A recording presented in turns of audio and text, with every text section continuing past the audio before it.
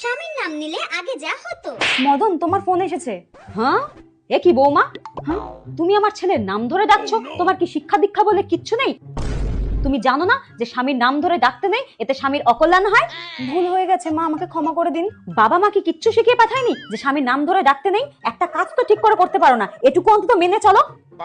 আর কোনোদিন যেন এসব না শুনি। ঠিক আছে মা, আর কোনোদিনও করবো না এরকম। আর এখন যা হয়। কৌশিক, তোমার টিফিন।